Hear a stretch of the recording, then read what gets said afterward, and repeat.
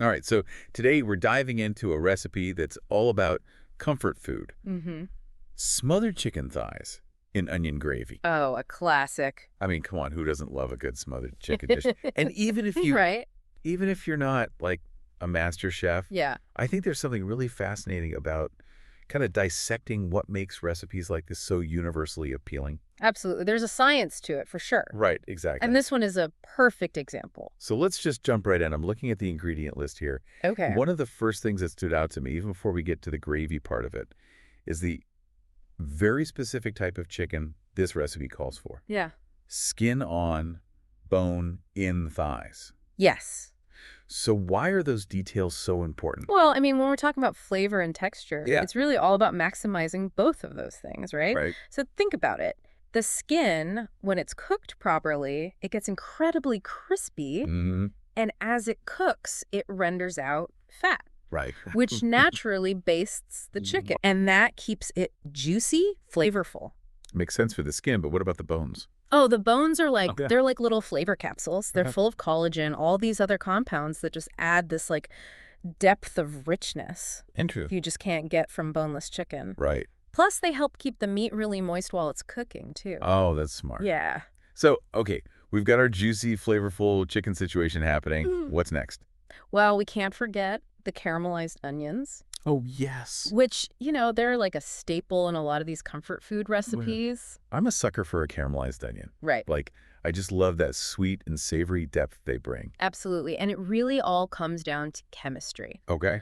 So when you slowly cook those onions, the natural sugars start to caramelize. Okay. And that creates hundreds of new flavor compounds. Oh, wow.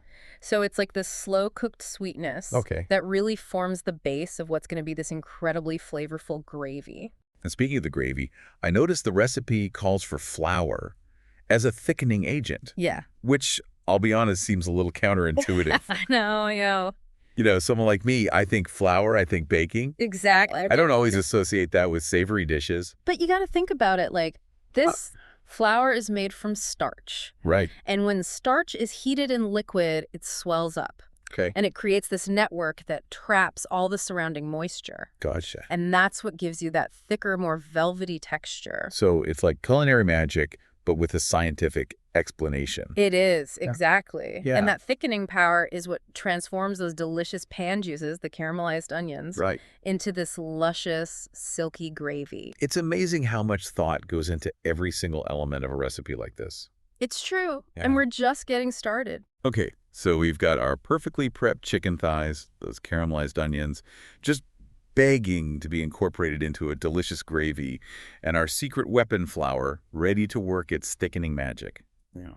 What happens next in our smothered chicken thigh journey? This is where the fun begins. We've talked about all the individual ingredients, but now it's all about, the transformative power of the cooking process itself. Because it's more than just following the steps, right? It's Yeah. about understanding how each step contributes to the final dish. You got it. And it starts with browning that chicken. You see that beautiful golden brown color that develops as the chicken cooks? Yeah. That's not just for aesthetics. It's a clear sign that hundreds of flavor compounds are forming on the surface of the meat. So we touched on the Maillard reaction earlier. Is that what's happening here? Exactly. Remember those sugars and amino acids we talked about? Uh, When you apply heat, they react, creating this cascade of new flavors and aromas. You know that incredible smell that fills your kitchen when you're searing a steak? yeah. That's the Maillard reaction in action. So browning isn't just about cooking the chicken through. It's about building that foundation of flavor. Precisely.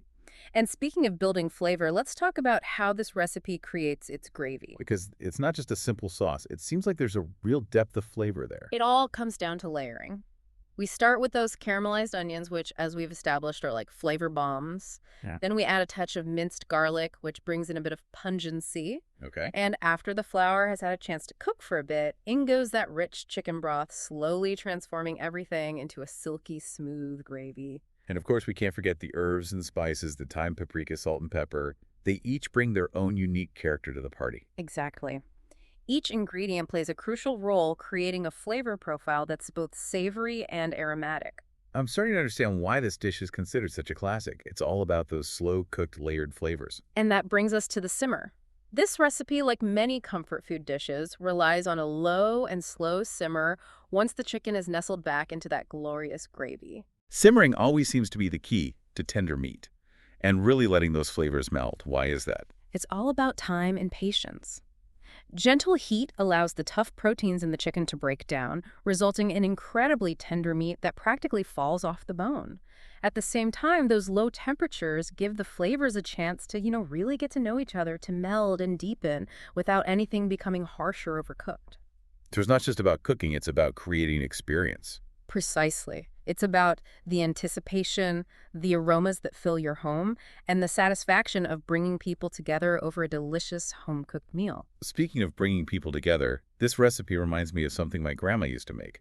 It wasn't exactly the same, but she had this way of turning simple ingredients into the most comforting, flavorful dishes.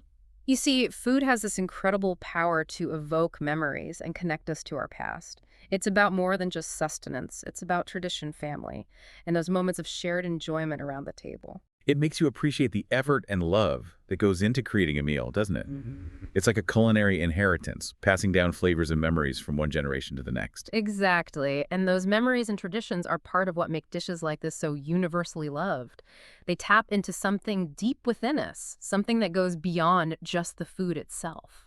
Okay, so we've talked about the ingredients, the science behind the cooking process, and even the emotional resonance of a dish like this.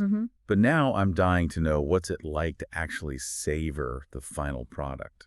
I can practically smell it now, that rich aroma of caramelized onions and herbs and tender chicken, all swimming in that luscious gravy. It's the kind of aroma that makes you want to just drop everything and pull up a chair to the table. Absolutely. Oh, And it's not just the smell, right? It's that whole experience of savoring a dish like this. yeah, it really is. Imagine you take a bite, Okay. and the first thing you get is that crispy chicken skin seasoned to perfection. Uh-huh. Then that tender, juicy meat that just practically melts in your mouth. And then that gravy, Yes. that slow-cooked, savory, oniony goodness that just ties everything together. It's like a symphony of flavors and textures all in one bite. Absolutely. And it's a dish that really engages all of your senses. Right. You've got the aroma, the visual appeal of that golden brown chicken and that rich gravy, the feel of that tender meat yielding to your fork. It's a multi-sensory experience that goes way beyond just satisfying your hunger. And like we talked about earlier, it can even evoke those like deep-seated memories of home and family, that connection to something bigger than ourselves. Exactly. It's about comfort, tradition, those moments of shared enjoyment that make life so special. It's about slowing down, appreciating the simple things, and connecting with those around us. So for our listeners who might be feeling inspired to try this recipe themselves, Yeah. what's the biggest takeaway you hope they glean from this deep dive?